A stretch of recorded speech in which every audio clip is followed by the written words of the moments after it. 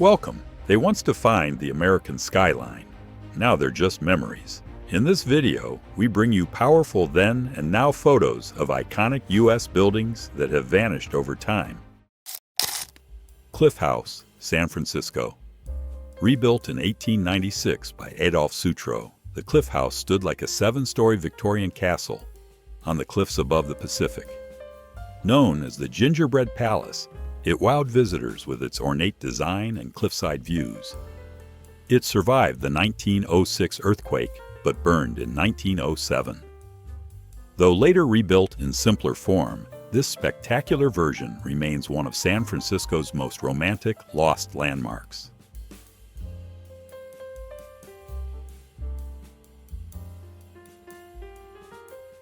Hippodrome Theater, New York City. Opened in 1905, New York's Hippodrome was once the world's largest theater, seating over 5,300.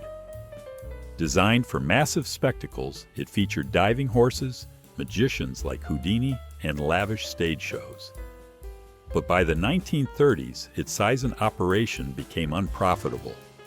It was demolished in 1939, replaced by a drab office tower. Only its name survives, etched faintly into the sidewalk.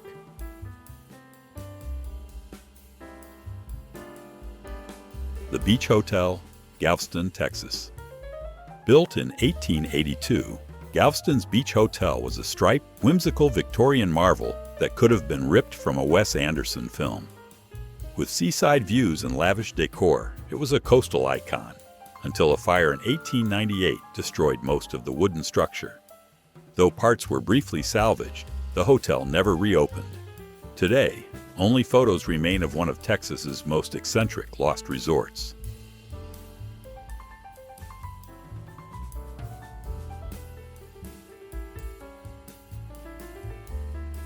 Young's $1 Million Pier, Atlantic City, New Jersey. Opened in 1906, Young's $1 Million Pier stretched 1,900 feet into the Atlantic and featured a massive ballroom, 4,000-seat theater, Greek temple, aquarium, and skating rink. It was a marvel of entertainment architecture. After decades of decline, it was demolished and replaced in the 1980s by the Pier shops at Caesars, erasing a key piece of Atlantic City's grand history.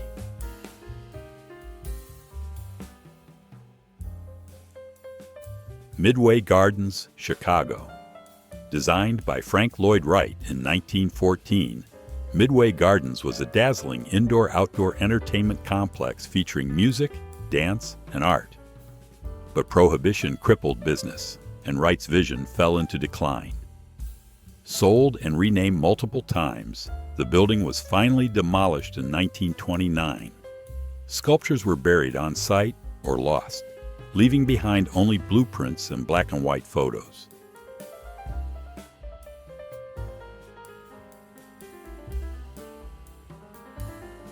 Singer Building, New York City. Completed in 1908, the Singer Building stood 612 feet tall, briefly becoming the tallest building in the world. Designed by Ernest Flagg, it symbolized early skyscraper innovation. Yet in 1968, it was demolished to make way for One Liberty Plaza. Despite its grandeur, it was sacrificed for larger modern office space. It remains the tallest building ever intentionally demolished.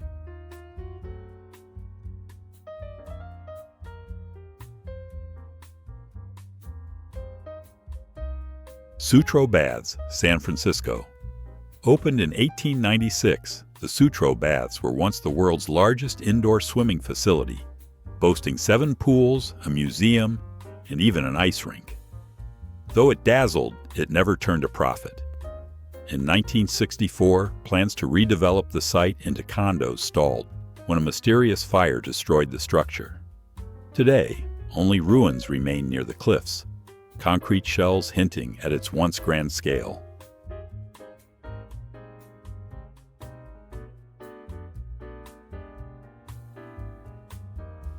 Aster House, New York City. Opened in 1836 by millionaire John Jacob Aster, the Aster House was America's first luxury hotel.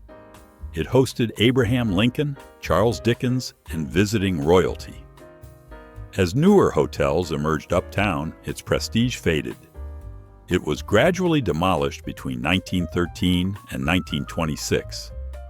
The once majestic building was replaced by commercial offices, erasing a cornerstone of 19th century hospitality.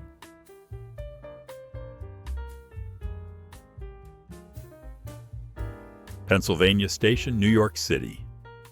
When Penn Station opened in 1910, it was an architectural triumph of Beaux-Arts design, with grand colonnades and vaulted ceilings. It covered 2 city blocks and welcomed millions. But in 1963, it was demolished to build Madison Square Garden and office towers. The outcry over its loss sparked New York's landmark preservation laws. Its memory still haunts today's drab station.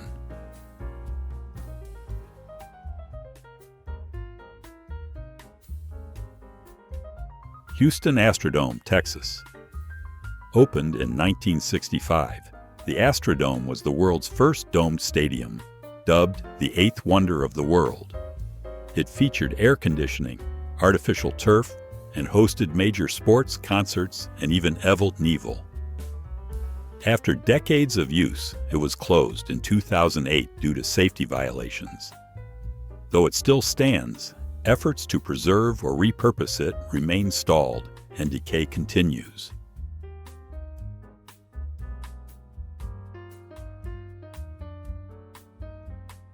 Chicago Federal Building, Illinois. Completed in 1905, the Chicago Federal Building was a Beaux-Arts marvel with a grand central dome and elegant cross-shaped layout. It housed federal courts and the main post office until its demolition in 1965. The dome's gilded top once towered 100 feet above the loop. Replacing it is the minimalist Kluczynski Federal Building, a stark contrast to the ornate grandeur it erased.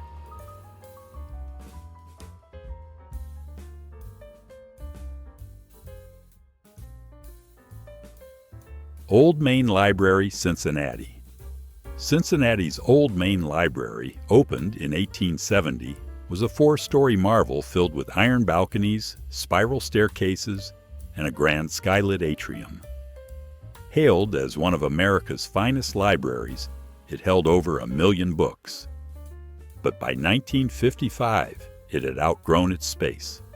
The collection was moved, and the stunning building was demolished, replaced by an unremarkable office tower and garage.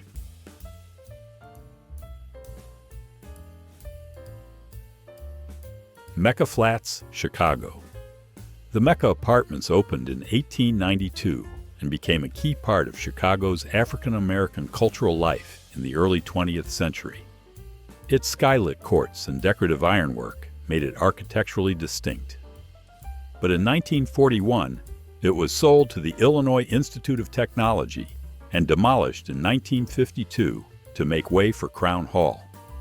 Its loss later inspired a push for historic preservation laws.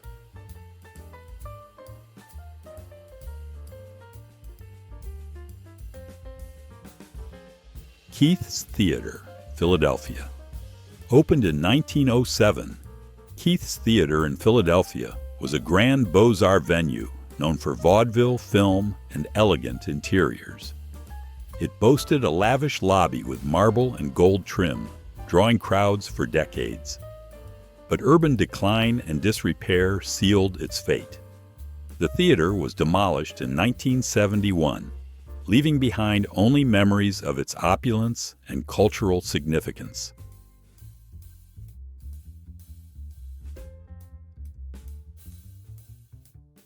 Oreium Theater, New Bedford, Massachusetts. Built in 1912, the Oreium Theater hosted vaudeville, movies, and even featured a gym, ballrooms, and a shooting range. It closed in the 1950s and has sat mostly abandoned since.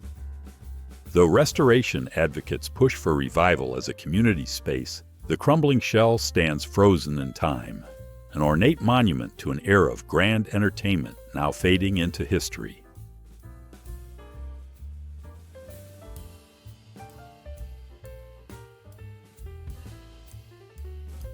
Birmingham Terminal Station, Alabama. Opened in 1909, Birmingham's Terminal Station was a stunning blend of Beaux-Arts and Byzantine styles, with domes, arches, and a stained glass skylight that gave its massive waiting room a cathedral-like air. But with train travel declining, the landmark was razed in 1969, despite public outcry. Its demolition is now seen as a major loss. The once grand site remains unused and awaits a new purpose.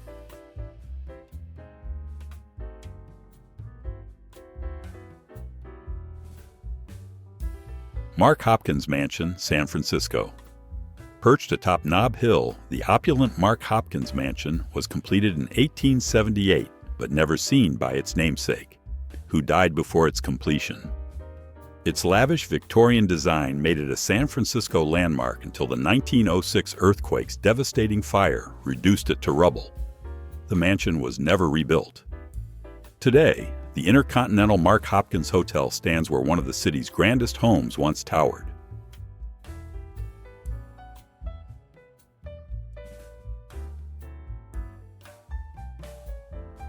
Detroit City Hall, Michigan. Detroit's second City Hall opened in 1871 after a decade of delays. Its elegant Renaissance Revival style, French mansard roof, and 180-foot clock tower dominated campus marshes for 90 years. Built from Amherst sandstone, it stood as a symbol of civic pride. Demolished in 1961, its site is now 1 Kennedy Square. Yet the original building remains a cherished architectural memory.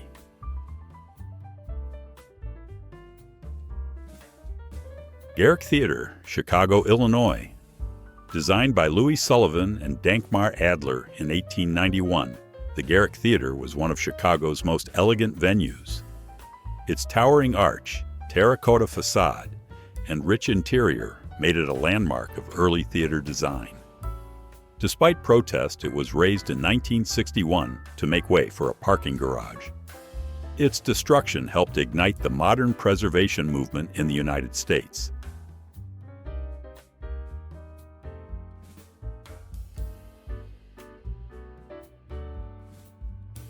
Beacon Towers, Sands Point, New York. Built in 1918 for Alva Belmont, Beacon Towers was a white stucco Gothic fantasy with 60 main rooms and over 140 total. Perched on Long Island's Gold Coast, it drew from Spanish alcazars and medieval manuscripts. Said to have inspired The Great Gatsby, the mansion was demolished in 1945. Today, only the gatehouse and traces of its foundation remain among a modern development.